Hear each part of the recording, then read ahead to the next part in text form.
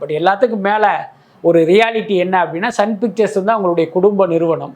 அந்த படத்தை வெளியிடுவது வந்து ரெட் ஜெயண்ட் அவங்களுடைய நிறுவனம். அதனால் அவர்கள் கூலி படம் பார்க்காம நிச்சயமாக நம்ம பார்க்க போகிறதில்லை, நம் பார்வைக்கு அது வரப்போகிறதில்லை. அப்படி இருக்கும்போது உங்கள் நிறுவனத்தினுடைய படத்தை நீங்கள் பார்ப்பதற்கு உரிமை இருக்குது. அதேமாதிரி பார்த்தீங்கன்னா இவர் 24 மணி நேரமும் என்ன பண்ணுறார் அப்படின்னு நம்ம வந்து கேண்டிட் கேமரா வச்சு பார்க்க போகிறதில்ல. நீங்கள் படம் பார்த்தீங்களா, அதை உங்களோட வச்சுக்க வேண்டியது தானே. அதை எதுக்கு நீங்கள் வந்து ஒரு செய்தியாக மாற்றி கொடுக்குறீங்க?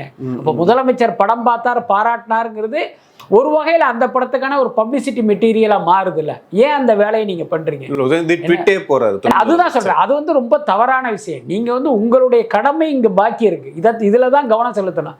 எல்லாத்துக்கும் மேலே இப்படி ஒரு பிரச்சனை போயிட்டு இருக்கும்போது நம்ம கூலி படத்தை பார்ப்பதும் அது குறித்து ட்வீட் போடுவதும் எதிர்க்கட்சிகளுடைய விமர்சனத்துக்கு ஆளாகுமேங்கிற அந்த அடிப்படை புரிதல் கூட உங்களுக்கு இல்லைங்கிறது நமக்கு மிகப்பெரிய ஆச்சரியத்தை கொடுக்குது.